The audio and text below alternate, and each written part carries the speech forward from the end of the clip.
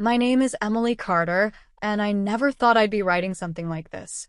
I grew up in the suburbs of Cleveland, Ohio, dreaming of a normal, steady life marriage, a house with a backyard, and maybe a golden retriever running around while kids played. For a long time, I thought I had it all figured out. I married my college sweetheart, Daniel Miller, a kind and dependable man who worked as a mechanical engineer. We bought a cozy two-bedroom house in Lakewood, just outside Cleveland. Everything looked perfect from the outside, but inside my heart, I wasn't satisfied, and that dissatisfaction set off a chain of mistakes I will regret forever. Daniel and I had been married for 7 years when things started to shift. At first, it wasn't anything dramatic.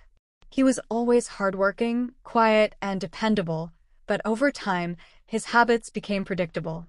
He'd come home from work, loosen his tie, sit on the couch, and watch the evening news.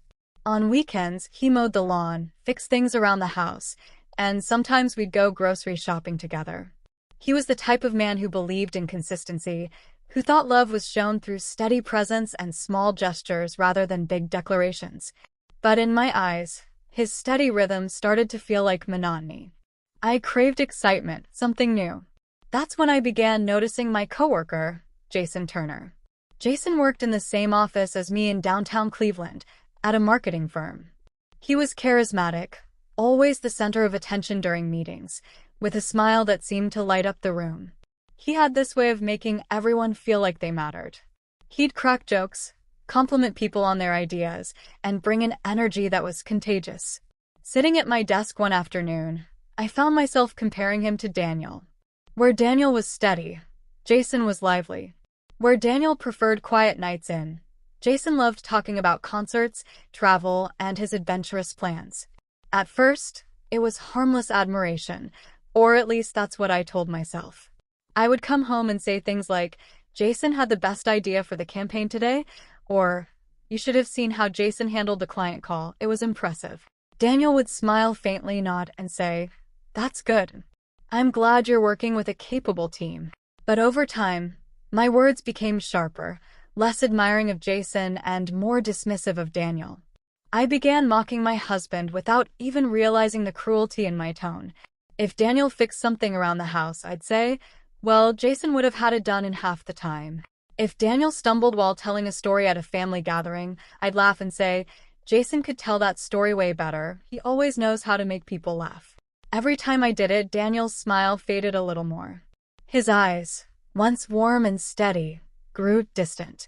But I was too caught up in my comparisons to notice the damage I was doing. One evening, after another exhausting day at work, I sat at the dinner table scrolling through my phone. Daniel had cooked spaghetti, my favorite, but instead of appreciating it, I sighed. "You know," I said carelessly, "Jason would never just make plain spaghetti. He'd try something creative, like a new recipe or add a twist." Daniel put his fork down slowly and looked at me. "Emily," he said softly, "do you realize how often you bring up Jason?" I froze, caught off guard. "What do you mean?" I asked defensively. "You praise him constantly," Daniel said, his voice calm but heavy with hurt.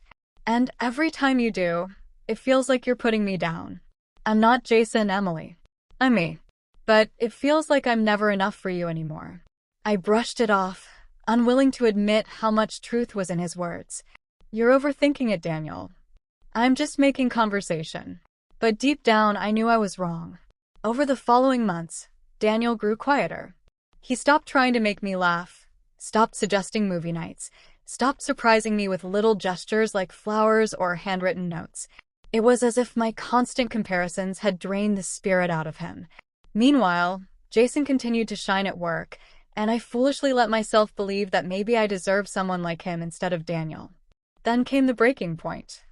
It was during a Friday team dinner.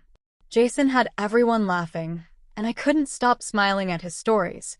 At one point, he turned to me and said, "Emily, you always get my jokes. You're the best audience."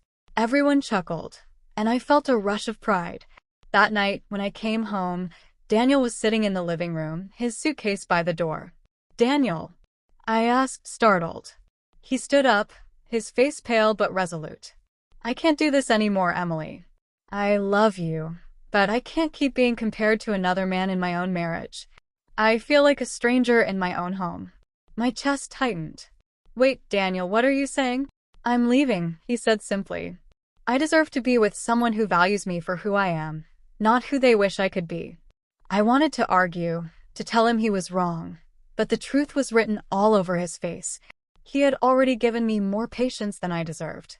That night, Daniel walked out of the house and didn't come back. At first, I thought it was temporary, that he'd cool off and return. But weeks turned into months. He filed for divorce quietly, and soon after, I heard he'd moved to Columbus, Ohio, where he started a new job and was dating someone new. A woman who, from what I gathered, appreciated his steady kindness. As for Jason, I thought maybe there was a chance we'd grow closer. But reality hit me hard. Jason eventually started dating another coworker, a bright, cheerful woman named Anna. Their relationship blossomed quickly, and before long, they were inseparable. I was left alone, without Daniel, without Jason, and with nothing but my regrets. Looking back, I see it so clearly now. Daniel's quiet consistency wasn't boring. It was love. His steady presence, his thoughtful gestures, his reliability, all the things I mocked, were the very foundations of a strong marriage. I traded gratitude for comparison, kindness for carelessness, and in the end, I lost both men. Now, sitting alone in my quiet house, I've had plenty of time to reflect. I realize that admiration for someone else should never come at the expense of the person who stands by you day after day.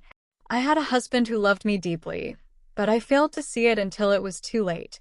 If I could go back, I would choose differently. I would bite back the cruel comparisons, hold on tighter to Daniel, and remind myself that excitement fades but loyalty and love endure. But life doesn't offer rewinds. It only teaches through consequences. And my consequence is living every day with the knowledge that I mocked the man who loved me most and praised someone who was never mine to begin with. Daniel and Jason moved on without me, and I am left with nothing but memories, regrets, and the echo of words I wish I could take back.